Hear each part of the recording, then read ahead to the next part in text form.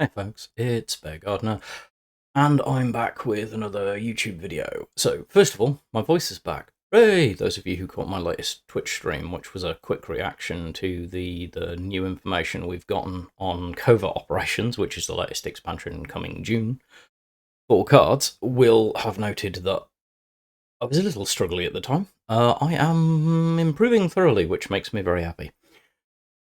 So, what's this? Well, I'm going to go back to what we have on Covert Operations, plus what has been added in the days since. A couple of new cards, which I think are really interesting, and I'm going to try and get caught up with giving my views. So, top thing, you can find me on all the social media stuff down below. Please like, follow, subscribe. Come along on Tuesdays and Saturdays at 17:30 UK time to Twitch if you get a chance. Twitch TV/Bear Gardener. Your Bear_Gardener, I should say. You will find me. Come join me, talk to me. It's very friendly. I like chatting about stuff and trying different things. And the next few might be interesting because I will be testing some thoughts and ideas I have about changes to big archetypes. But anyway, this video is going to be a much more slow and steady look at the new card reveal. So I've already given my quick opinions, a number of which were not great. I misread a card very badly, and some other stuff that I wasn't overly happy with, but it was fun because I love doing it live on Twitch when I get a chance to have people interact. This is going to be a much more measured approach. Now, JKing, I will link down below, has done excellent videos already on some of this stuff, and we are covering some of the same ground. I hope we'll be coming at it from different enough perspectives that it'll be interesting. The JKing is obviously coming from the perspective of a veteran player, but also obviously a 3-times world champion. Hard to argue with the credentials, really. But I'm going to try and come at it from a much more zoomed out view.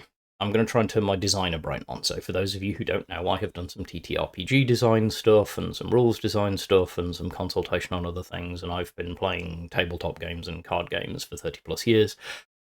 And one of the things I'm hugely into is the design and ethos of those things. So I'm going to try and give you my perspective as someone who actually looks at this from a mechanical and design point of view. I'm also going to try and look at this in a relatively holistic way. So, without making the preamble too much longer, what we're going to do is we're going to hit each of the allied nations in alphabetical order.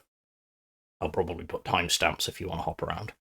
And then I'm going to talk through each of the cards that we've seen for that nation, and then at the end of it, I'm going to discuss what I think that might mean, what I think the direction of travel seems to be for that nation. Right, so without further ado, let's hop to the first one. Up first, we have Britain, because the alphabet's a thing. So these are not specifically in release order. These will alphabetize because of the way that my slideshow works. But let's look at the British cards that we've seen so far that are coming out in Covert Operations. So the first card we're looking at here is Baker Street Irregulars. So this is a 1-cost order. Develop a British Special Force unit. Now, I've had a chance to actually go and, do some reading and listening to some stuff and actually realise what Special Force unit was. When I did my quick reactions, I hadn't had time to keep up and do it. So, Special Forces include all the commando units and all the parachute units from Britain. So, it's an interesting pool that we can pull from for this particular card. It's actually fascinating to me. I think it's... I quite like that we have that kind of specificity now, so we could get something like 1st Airborne, which is the slow burn, gets +1/+1 -1 op cost until hopefully you end up with a 5/5/0 op cost. You could get 2 Para C, which is the Pincer Fury one, which would, in my head, actually be a fairly terrible drop. Obviously, you could get number 1 Commando, which is if this unit deals combat damage, anything it deals combat damage to is destroyed. It's not a massively strong unit,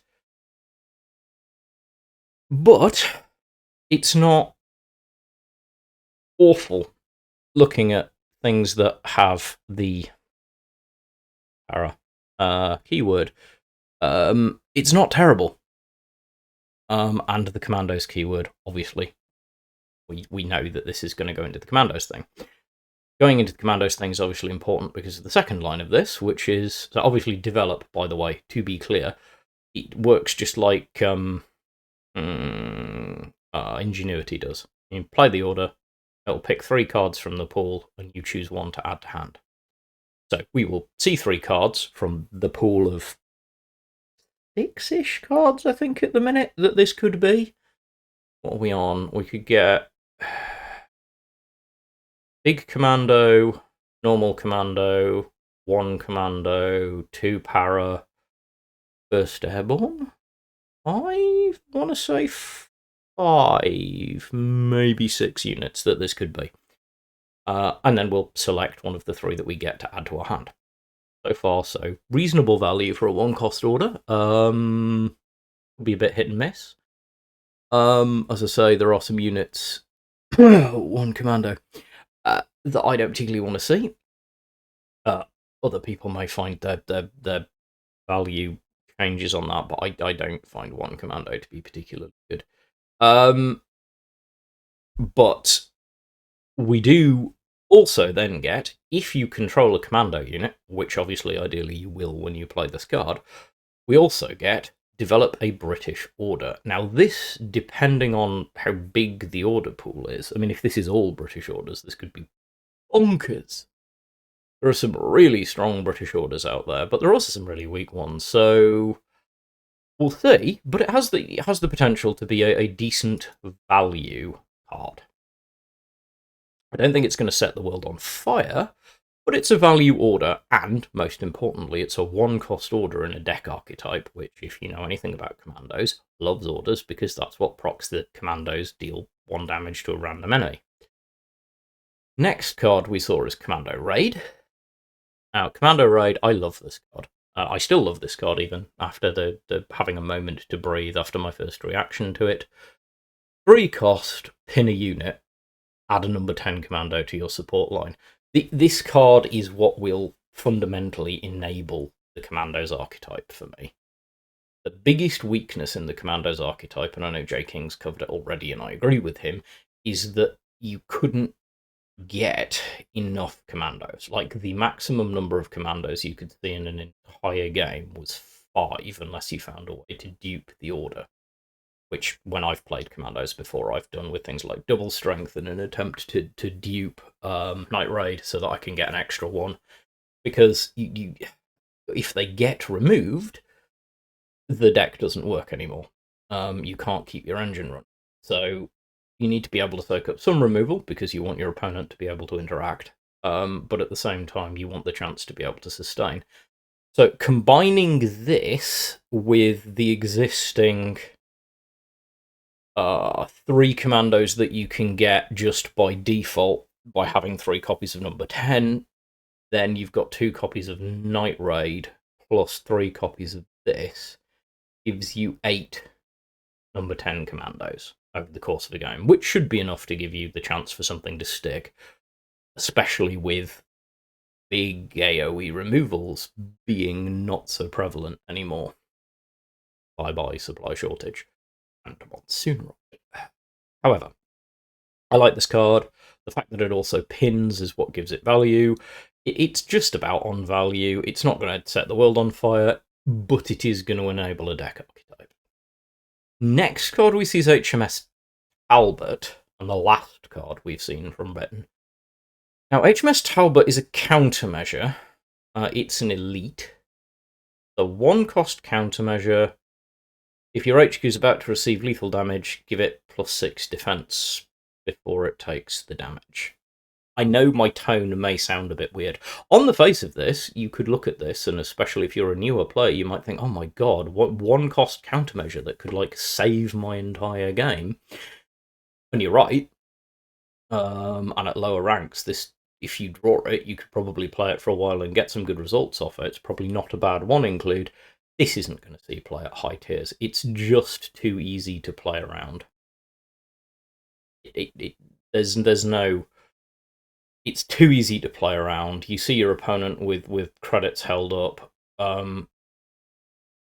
You just look at different ways. You find a way to make sure you have 2 lethal sources, or you just stave yourself off for a turn and concentrate on board clear and make them have to waste another credit again. I don't like the competitive side of my brain as a player says this is just not going to see play.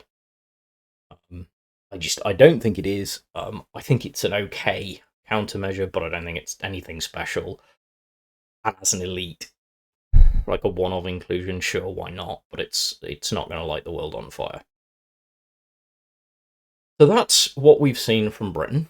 What do I think that means for Britain as a nation in covert operations? Well, one of the things I think it means, is a new deck archetype. I think the thing that it's pointing to most, if you account for the cards that are also rotating out, is that we're looking at a new archetype for Britain. Commandos, I think, will become potentially quite a good playable archetype. And I'm quite excited by that because I like the idea of engine building. I like the idea of using orders efficiently. I'm quite excited to see what it does. I'm excited to see what more cards we see, hopefully to support it a bit much. I also will say I hope we don't see too many more cards that create number 10 command, if actually any, because I don't want it to go too far to reach the point whereby it doesn't matter how much spot removal you're running, you're just going to get swarmed. And it's always important to be cautious about orders that summon a unit that then procs off orders, which presumably procs the copies of the unit you already have in play. There's some the designer in me is very much aware that there's some light balance to keep an eye on. But overall, I think it's an interesting change. I think Britain is probably going to see the biggest change in most played decks. Commonwealth going away, Monsoon Rot and Supply Shortage going away. These are changes that will make Britain play differently. The cards we've seen point towards new and different archetypes, and an archetype I personally think was underused. I'd like to see, I don't know whether we're going to, I've not seen any previews, but I'd be excited to see some special forces units, whether that be commandos or parachute regiment, added to the pool that will make this deck more interesting. Like, as it is, I'd love to see a way of, like, something that could be like a cool finisher, like a special card that drops some parachute troops with blitz in the front line, or something similar, that fragile but with enough damage to actually, give a finisher to the deck, rather than it just having to drill constantly with the thing damage. I don't know whether we're actually going to see that, but I think it'd be cool if we did. So that's Britain. Next up, Germany. So we've seen some more units from Germany, so let's have a look and see what we've seen cards-wise. The first card that comes up on my list is 96th Infantry Regiment. So this is the 2-cost, 1-op cost, 4/4 Blitz Regiment. It's an elite that has, when you deploy another unit, destroy this unit. Now, when I first saw this, I really thought this was just shredder fodder as an elite. Then I watched JKing's commentary, and I can start to see use cases. I think he's very much spot on, and I thoroughly encourage you to go watch that.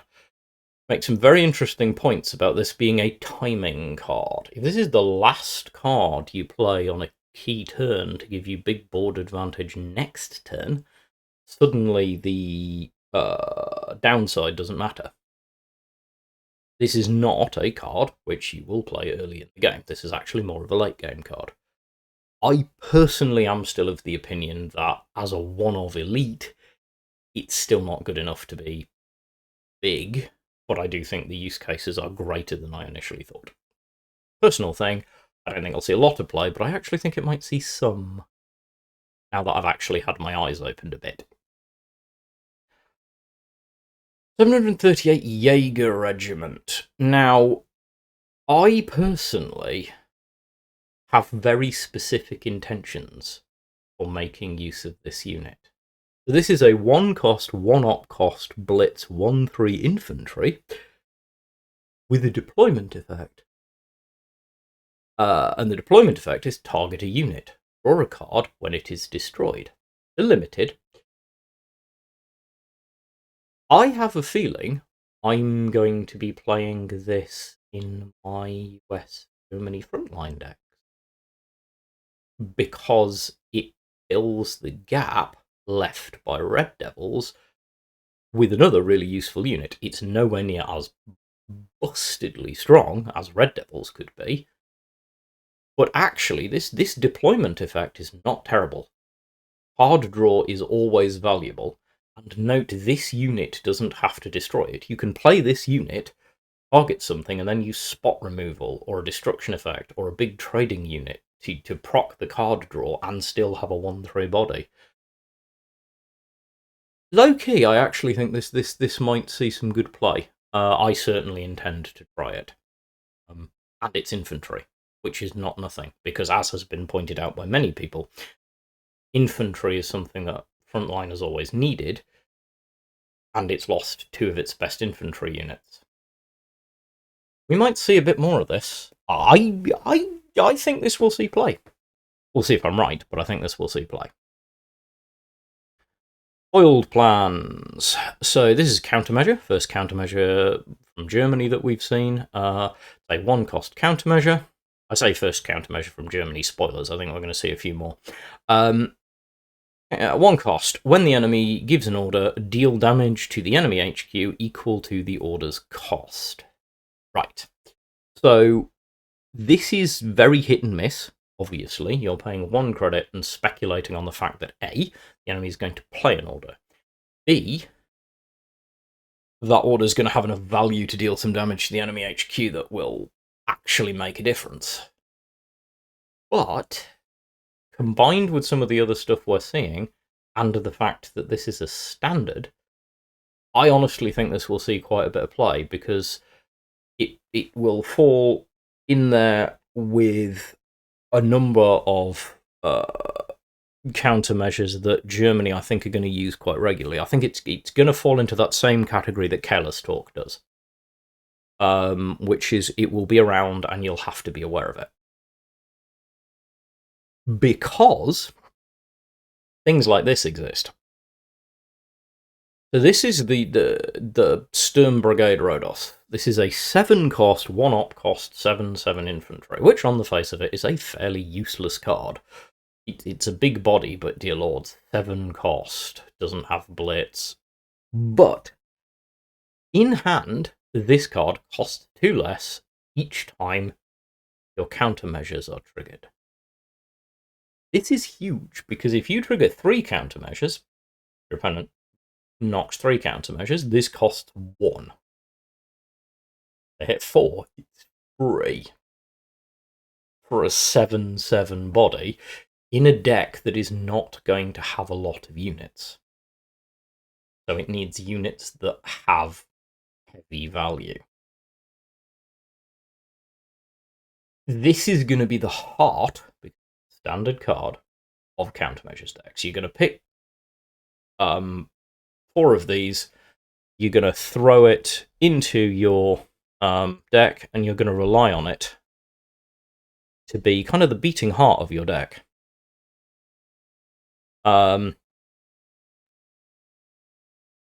Previously, the unit that you were sort of relying on to try and do the same thing was 87 Grenadier.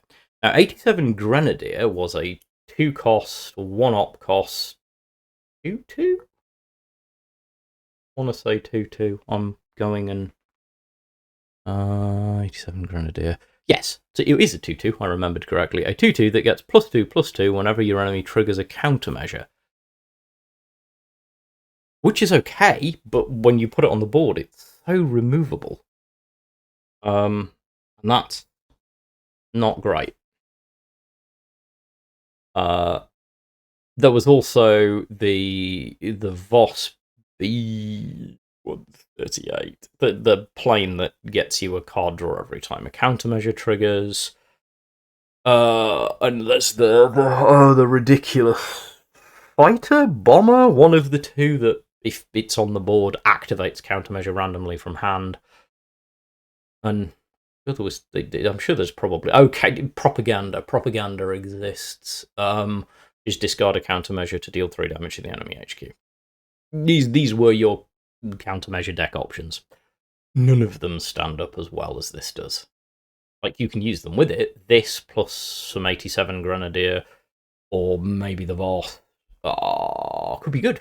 I don't know how much the trigger a random countermeasure thing is going to see play, but it might see some.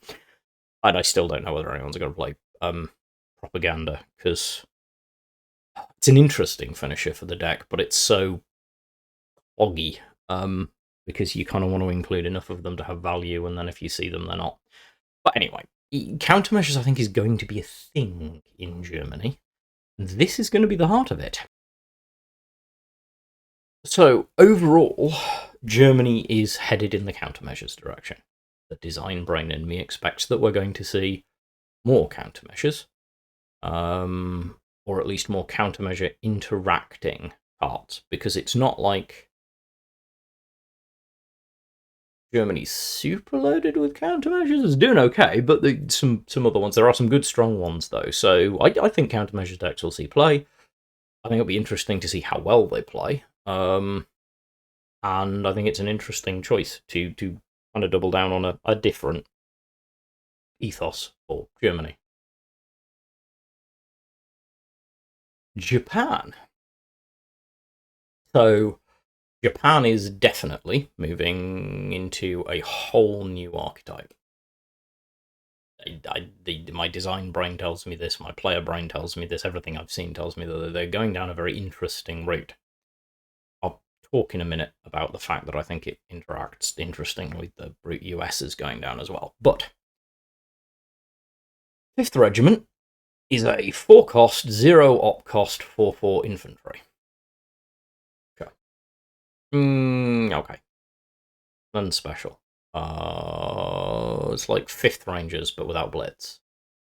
However, when you lose a credit slot, this unit gets +2/+2 if on the battlefield, or -2 cost if in hand.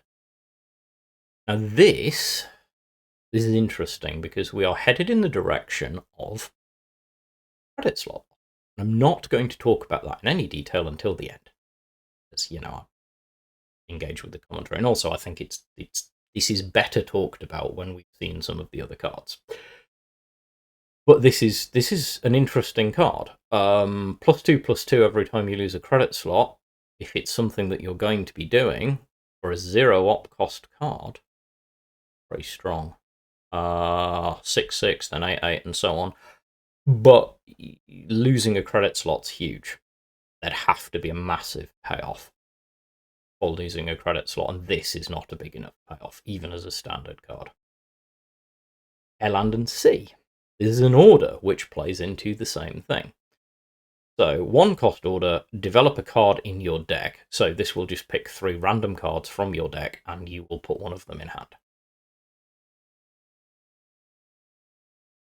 A copy of one of them, I should say, because it develops. It's not drawing it, it is developing it. So you'll get it twice. If you get an elite, it means you'll get to play an elite twice, as I understand it, which could be really good. And you lose a credit slot. Ouch. We'll get to this in a bit, but credit slot loss is not small. E13A Jake. This is an elite. So this is theoretically a payoff card.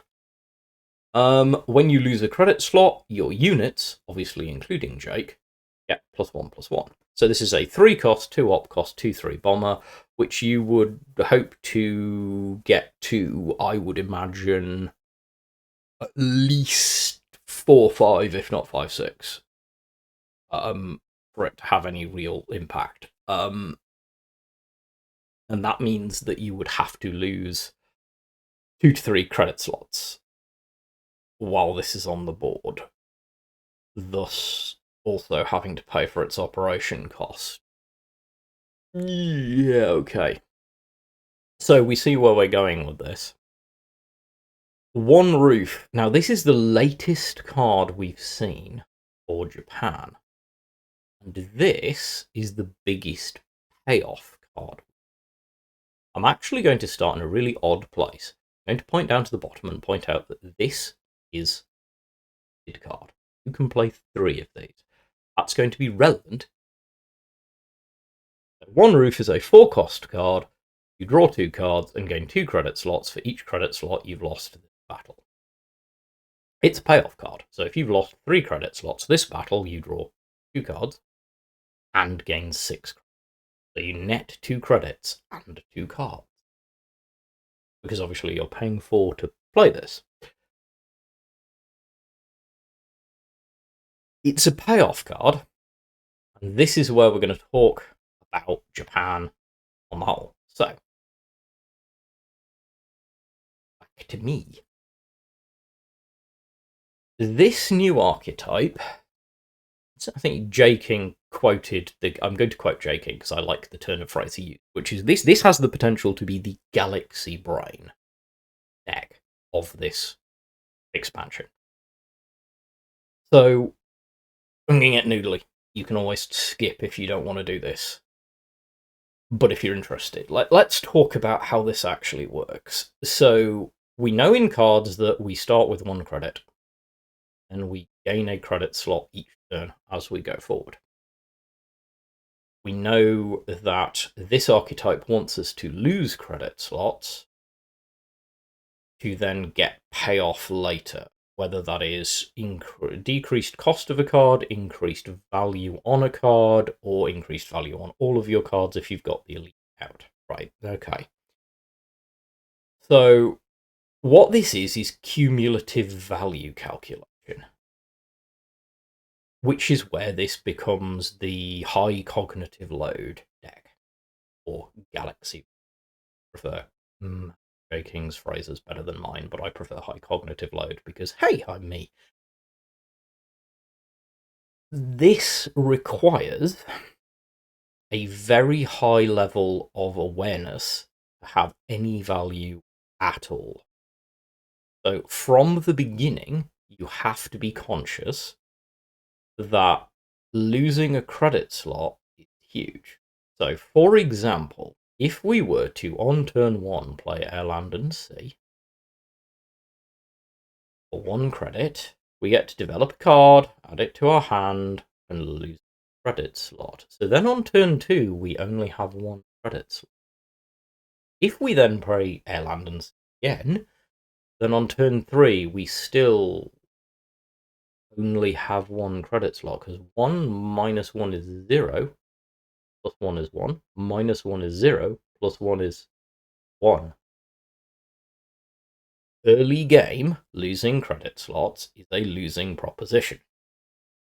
Even if you are stacking up to bomb drop the 5th Regiment. Hypothetically, you could do this 2 turns in a row. Turn 1, Air, Land, and Sea. Turn 2, Air, Land, and Sea. Turn 3, play 5th Regiment for free as a 4/4. Still have a credit slot left. Drop another Air, Land, and Sea. Makes the 5th Regiment a 6/6. But leaves you on turn 4 with 1 credit slot. Why am I banging on about the 1 credit slot? The cumulative gain issue here. Because we're playing for payoff, and our payoff card is critically... Payoff card, by the way, I'm talking about 1 Roof. Our payoff card is critically not free. We've seen the change in a very similar vein previously, or when scrap metal was changed, and I talked, as did some other people, about how big the change from scrap metal being 0 cost to 1 cost was. because it meant you had to have the credit to gain the benefit. In the case of one roof, we have to have 4 credits to gain the benefit.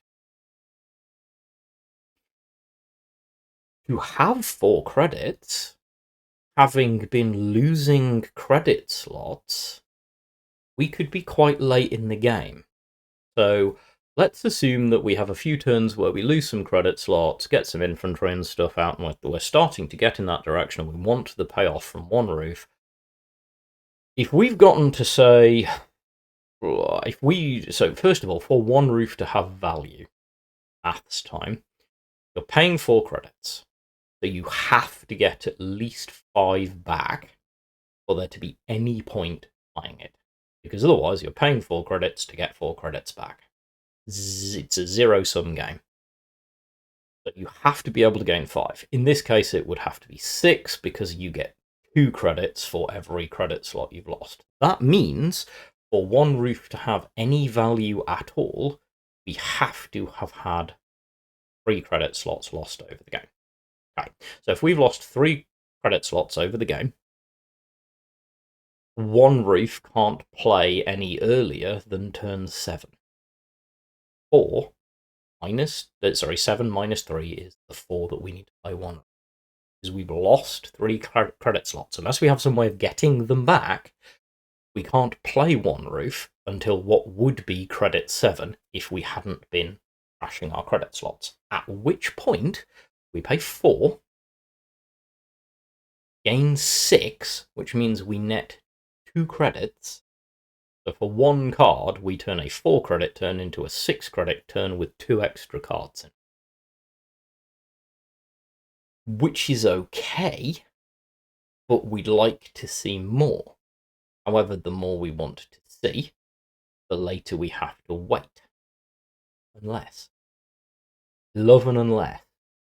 Remember when I said I wanted to point out this is a limited card? If you can sculpt your turn such and have enough draw or other mechanism to get to it, where this gets interesting is on turn 7, as would be when we have only 4 credits. 4 credits to operate. Not a great position to be in, given that our opponent has at least 7, possibly 8 next turn. We pay 4 credits, play one roof, taking us to 6 credits. Then we pay 4 credits, 2, to play one roof again, gaining us another 6 credits, which takes us to 8. Play 2 of these cards, and we turn a 4 credit turn into an 8 credit turn, and more specifically, we've turned turn 7 into turn 8, which is the mathematical benefit. That's the acceleration. If somehow we can proc all 3, we then spend 4 of that 8 to gain another 6, which takes us to 10. Spend 4, go to 6. Spend 4, gain 6 to go to 8. Spend 4, gain 6 to go to 10. With playing 3 of these cards, if you can pull it off, you can turn turn 7 into turn 10 with 10 credit turn. And that's not nothing, because you've also drawn 6 cards. If you can manufacture it, hypothetically, this is very strong. However, to manufacture it, you have to build a deck that can do it and survive long enough on minimal credits to get it, or you late gameplay, we're off again, losing credits later in the game to get inflative benefit, because by the time we've got 6 or 7 credits, we're less bothered by losing 1 here and there. Hell, we could lose a couple in a turn. So we could take a turn where we're on 7 credits, we can operate a couple of units, and then play 2 copies of Airland and Sea. And something else that loses us a credit slot.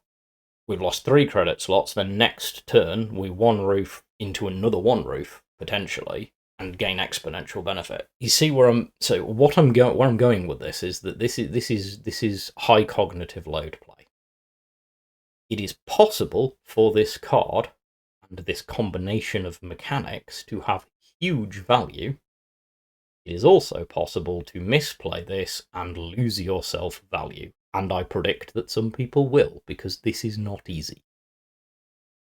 So that's me on the new Japan archetype, and I'm looking forward to trying it out, because I have that kind of brain. I'm also aware that there are lots of people I've talked to who are not looking forward to trying this out because they don't want to, and I get that, I really do. But I'm quite excited by this. I think it's really interesting and could be very noodly, and it could be very, very bad. It could be totally valueless, because the other thing I will say, one of the days I'll do some deck building videos that talk about basic deck building strategy, but one of the core things you learn about deck building in a game is that if you're buying into, in any game, a specific mechanic, you largely want at least 1/3 of your deck, which in this game is 13 cards, because it's a 39 card deck. I'll say that again, because I say it endlessly. This game has a 39 card deck. I don't count your HQ, it's not actually in your deck, it just sits there. That means that for this to work, I would want to see at least 13 cards, decent cards, in the meta that play into this archetype. At minimum, probably more. Anyway, that's deck building theory, and that's a different video. But this is where I stand on the Japan thing, and I think it's really interesting. I think the new Japan archetype could be fascinating for those of us who want to play that way. But I also think it's going to be very high cognitive load. To the Soviet Union. So Soviets took, arguably, the biggest hit with the rotation list. They've lost some really key cards to core archetypes and haven't so far seen huge benefits. But let's see what they have seen for Covert Operations, starting with 38th Guard Rifles. So 38th Guard Rifles is a covert card. Get to that in a second. It's a 3 cost, 1 op cost, 3/4. Right. So covert, if you haven't followed the other videos, is the new mechanic that is when you play this card, it is played face down, and as long as it is face down, it cannot be affected by orders, countermeasures, or unit abilities. If your enemy attacks the card, it reveals. If you attack with the card, it reveals. They're going to have reveal effects. In the case of 38th Guard Rifles, its reveal effect is add a T-34 1942 to your support line, as long as this unit was covert for 3 or more turns.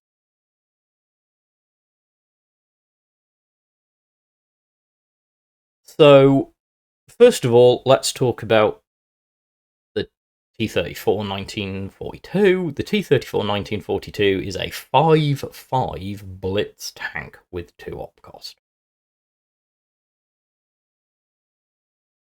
So, when you reveal this, you get a 5/5 that can operate that turn because it has Blitz and it's tank, so it can move. So when this, if you have this in the front line, you've had it around for 3 turns, you get it to the front line, it activates, you get a 5/5 tank that for 4 credits, because it's 2 op cost, can smack your opponent's unit in the face, and you get a 3/4 body. So we see the kind of payoff that we are likely to see on Covert. I quite like this. I'm concerned that Covert could become too prevalent. I share a number of people's concerns that the immunity to orders and countermeasures and unit abilities while it's face down,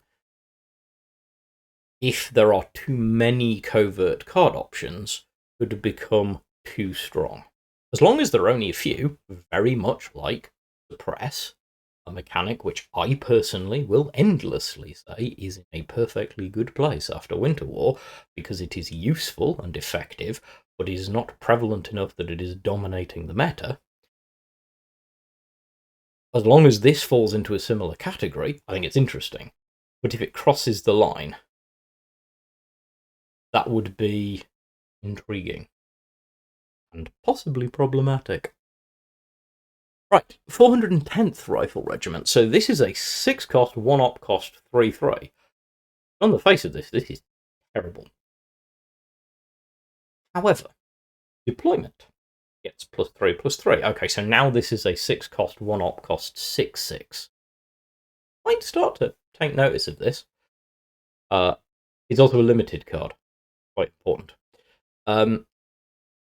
Now, here's the interesting part that I actually think is really cool, because, spoilers, I think it's very thematic for the Soviet archetype and the Soviet nation in the war. When this unit is destroyed, you add 2 suppressed copies to your support line. Because they're suppressed, they, of course, are just 3/3. They're 1 op cost, 3/3. Now, this is, 1, quite good value. You're getting a 6/6 and then 2 3/3s for 6. 2, this goes back to something I quite like. There is the Soviet infantry that, when it dies, gets you light infantry in your support line. I liked that card thematically, it just wasn't good enough to see play. Why did I like it thematically? Because if you know anything about the way the Soviets approached war, particularly the way they dealt with the early war, you will realise, and then obviously the later sieges, you will realise that the idea that injured reserves, the forcing forward of just more manpower, is so Soviet it hurts. I love the theme of this card. What I also love about this card is it's actually decent value. This might see us move towards the more mid-range Soviet decks, which I think would be cool. So, overall, I like this card. It's good design space, it's good use of the suppress mechanic in a different way. Covert Operation. I don't know how I feel about this card, because I don't know enough about how many covert cards are going to be out there to value it. So the covert cards we've seen so far are 3 cost. This is a 4 cost order, which adds the top covert unit of your deck to your support line. Just take it out and put it face down. But 4 for what would normally be a 3 cost card, but it does get it straight out. It's a standard, so you can run 4 of them.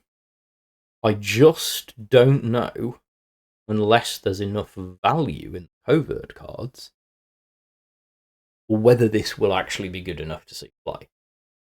Later on, as Covert expands, in particular if Covert's going to be a very Soviet theme, I think it could be cool. But right now, I don't know how I feel about this card. I think it feels okay-ish.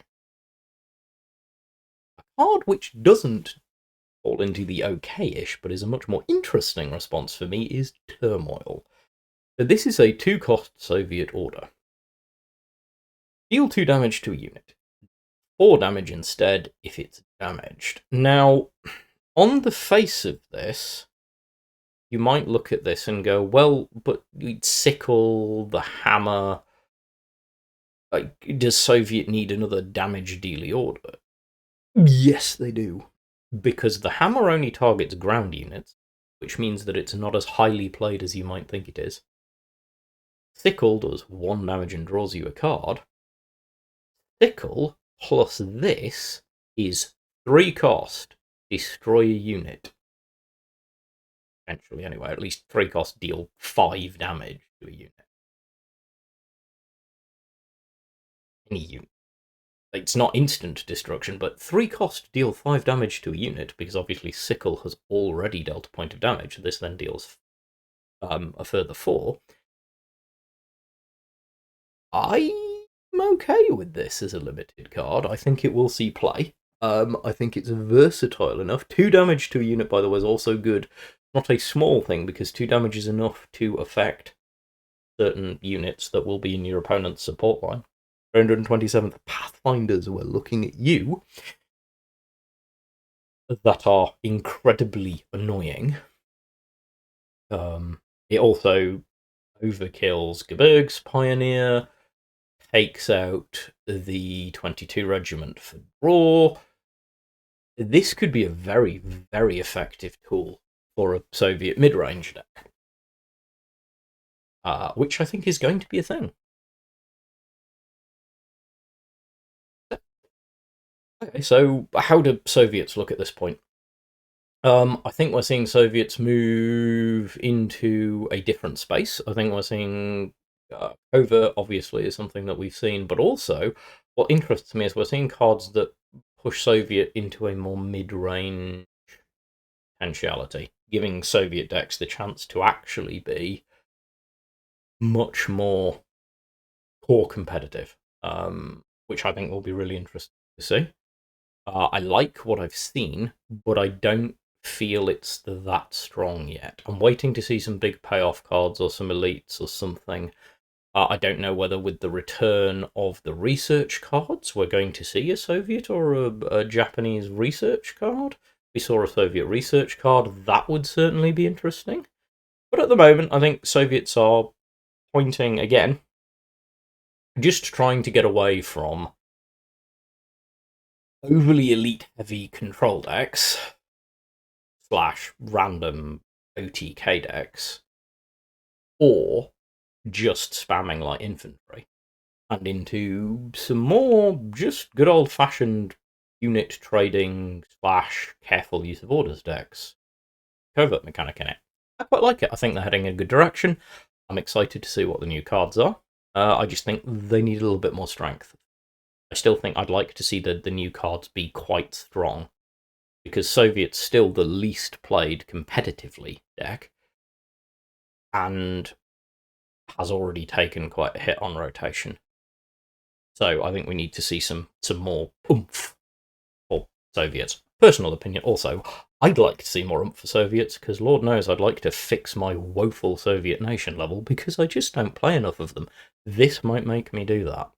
This grows enough, you might find me playing some interesting Soviet mid-range decks. Last, but definitely not least, our friends in the US today. At least last for the major nations. We have seen some allied nation cards, which these are the last of the big nations. Alphabetically is the USA. You're not last because I'm British, you're last because that's the alphabet. Although it's ironic that the letter that gets you is the one that you keep removing. But anyway, the Brit goes in a corner. I should probably cut that, but I'm so not going to. So let's talk about where the US is and the cards they get. So America at War. This is a good card to start with. So America at War is a 3-cost US order. Gain a credit slot, and then draw a card if you have 2 or more unspent credits. So it's 3 cost. You're not going to want to play it until you have 5 credits, because you want to pay it for 3 and then have the 5 to get the draw. So it's a little bit late, but it's ramp. Now, first of all, can we just bask in the art? I need to do an art video, but this particular piece of art just tickles me so much. Anyway, this is interesting because this is the US appears to be going in a sort of mirror of Japan. We're getting a weird Pacific theater mirror where Japan is losing credit slots and the US is gaining, which thematically very much fits the way they approached that theatre of war. On the face of this, this card is a decent replacement for In Hour of Need. Hour of Need is rotating. This gives you a turn 5, draw a card, and gain a credit slot, which doesn't suck. Not bad at all. I think it will see play. I think US Ramp will play this quite a lot. I think we're probably going to see more US Ramp. Bomber Mafia. Okay. So this is a 2-cost order. Develop a US bomber. Right. Develop a US bomber. Okay. So The downside of this for me is how hit and miss this could be. Because this could just, this could put any number of interesting things into your hand, from a flying fortress to a Dauntless. Dauntless isn't rotating, right? Yeah, so you can get some interesting ones. Mitchell's still going to be around. I'm just having a quick look at anything that's rotating. So you could get B-29 Super Fortress, the ridiculous 15 cost card that you're probably not going to play, but you might with the way US is gaining things. B-17. Yeah, Liberator. You can get a Mitchell. You get the Privateer. You can get the B-25H gunship mission thing, which I never think sees play. A-26 Invader, which also never sees play. Catalina. So the thing about this is it's quite broad. It's a bit, you don't know what you're going to get. However, developing US bombers not terrible in ramp, because ramp will probably have the credits to play it. Leads me to the next part of this and why this is relevant. This is very much a potent tool for ramp, because develop a US bomber, period. Deal 2 damage to all enemies if you have 6 or more unspent credit slots. So if you play this turn 8, you get to develop a US bomber, have 6 credits to do something with it, and deal 2 damage to all enemies. All enemies, by the way, that includes the HQ. That's good value AoE. That really is. That's nearly, that's like broader strategic bombing, arguably better than strategic bombing, which is an elite, and this is a special. Played well, the value on this is immense. Could be a very key card for US ramp decks, and I think will be. Right, last but not least, we have the Grumman Goose. So this is the next covert card that we get to see. So once again, when this is played, it will be played face down. Like the other covert card we've seen, it costs 3. I'm going to assume that the majority of covert cards we see, at least for now, will all be 3 cost to make it interesting as to what they might be. I'm also going to make the assumption that we're going to see at least one more US and one more Soviet covert card, because otherwise there's no interesting gameplay in that. Playing it face down just makes it immune. I might be wrong, but we'll see. Anyway, either way, this is a 1-op cost 2/3 fighter with covert. So far, so largely indifferent. The reveal effect is interesting. It's a special card. Reveal. When a friendly unit damages the enemy HQ this turn, draw a card. This is interesting. This is very interesting, but also tremendously situational. Card draw is never a bad thing. You will hear me say this endlessly. Situational card draw is an acceptable thing. You will also see me say this constantly. This could be too situational. So I need to have this on the board, reveal it by attacking with it, which means I've spent 1 credit. If this damages the enemy HQ, I draw a card and then everything else. If I can get a good swing at the enemy HQ, I could draw quite a lot of cards. But I've got to keep this alive, because you don't actually want to play this that early most of the time, because what you really want this to do in my head, especially as a special card, is get you really strong value when you've ramped your credits up, so that you can have a huge turn drawing and playing lots of cards. It could work, but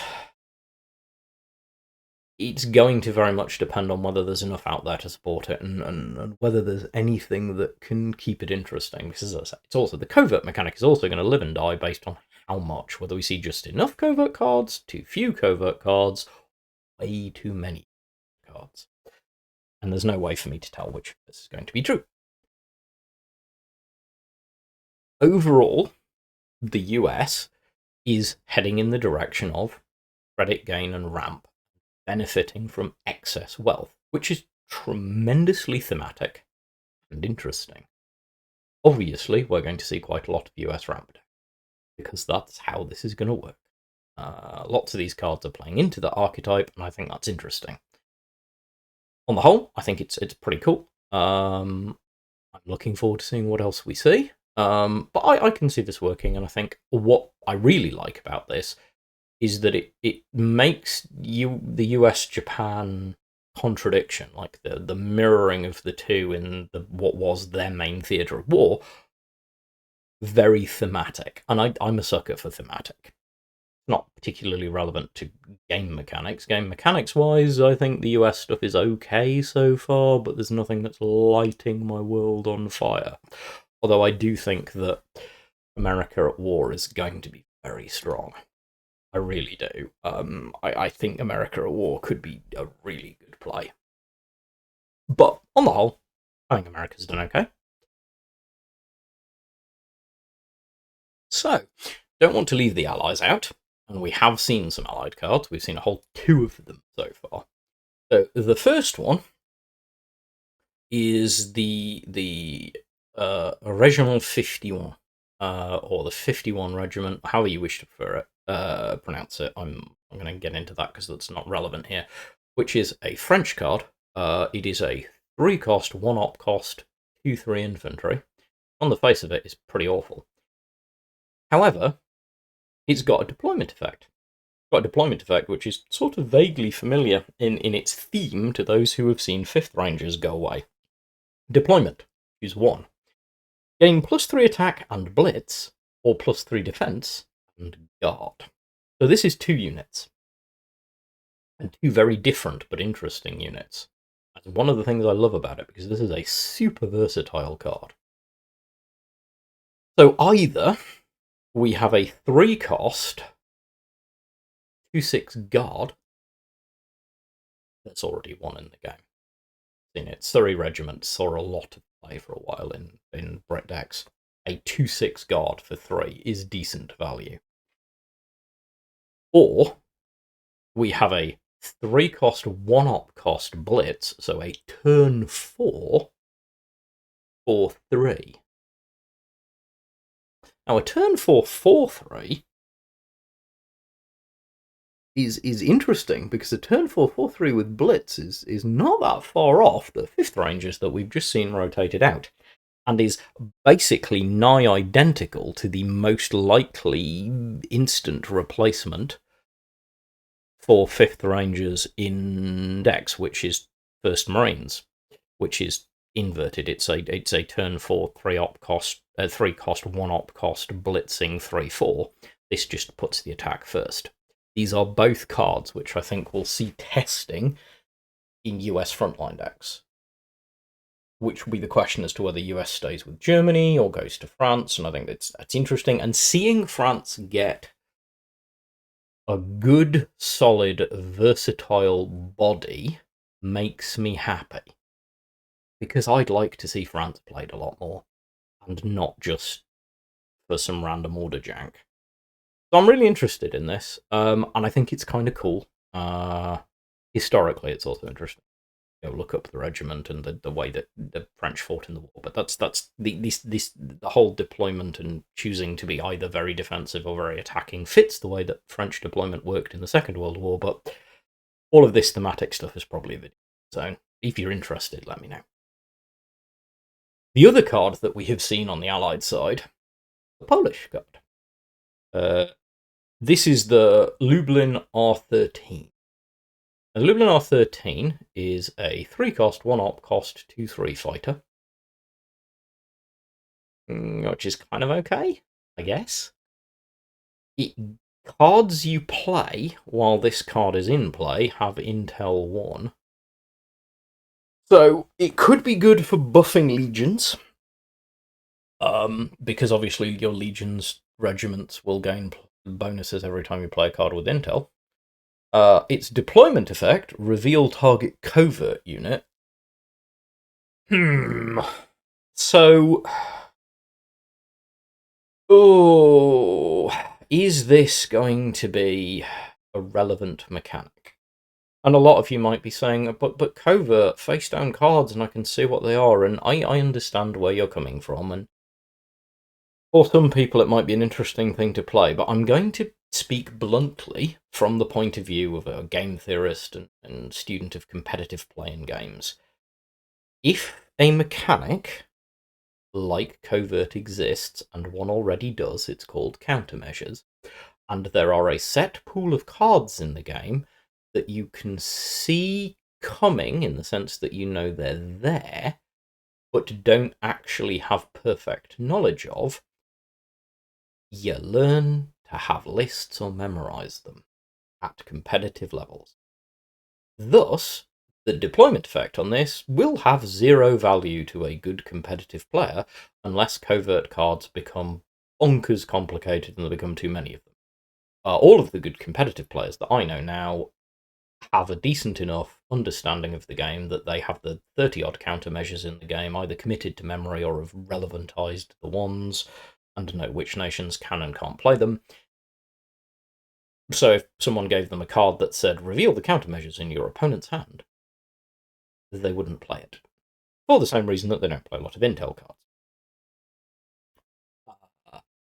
So what we're really assessing this on is a 2-3 1-op cost fighter that gives your cards intel. Note another mechanic that really isn't that strong, going to be worth it. I wish I could say it was. But outside of trying to build a really big snowballing Legions deck, I'm kind of on. I don't think this will see a huge amount of play. I think it'll be interesting. I think I'll see some edge case deck plays, but I don't think it's going to be massive.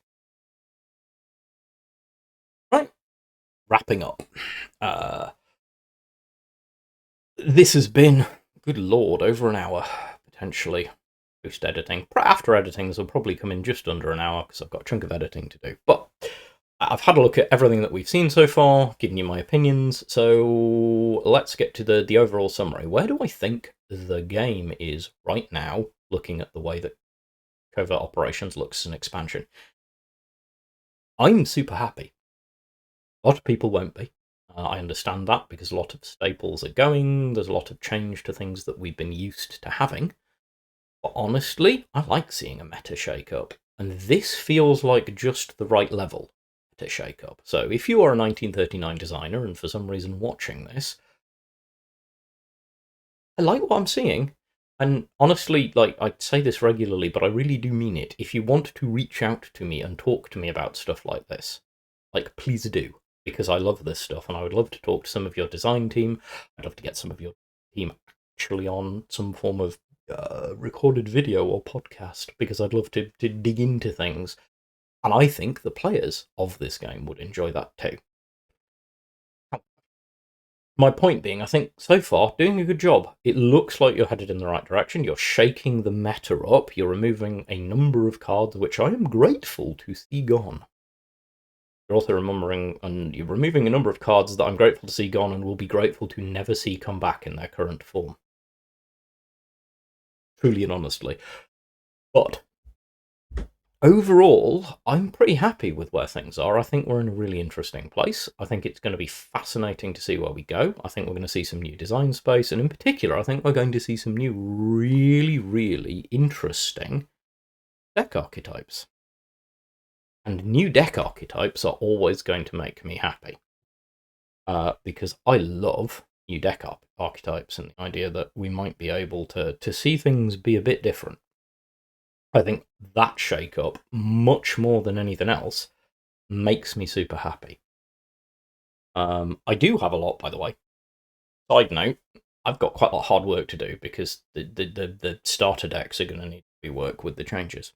Particularly given that some of the cards that are the staples that you get as a new player means I'm probably going to have to revisit the new player experience again.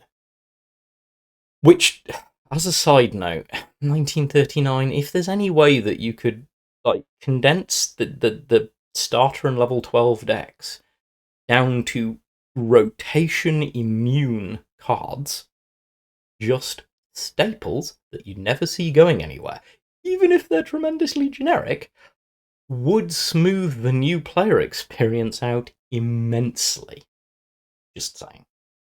Overall, though, I'm pretty excited by this. I think there's some really cool stuff to come. If you've enjoyed this video and you'd like me to keep on top of this and like catch up over the coming weeks with my opinions on the new card reveals and stuff, please let me know. Equally, if you're looking at this and going, but look, JKing or someone else already did it and they did it better than you, so stop wittering, also please let me know, because you'll save me from wasting a lot of time recording this. As ever, if you've enjoyed it, all that stuff, like, subscribe, leave a comment, reach out to me on Discord. I very much look forward to seeing you in the next piece of content. I'm extremely happy to be back and healthy again. As ever, stay well, and be good human beings, and I'll catch you next time.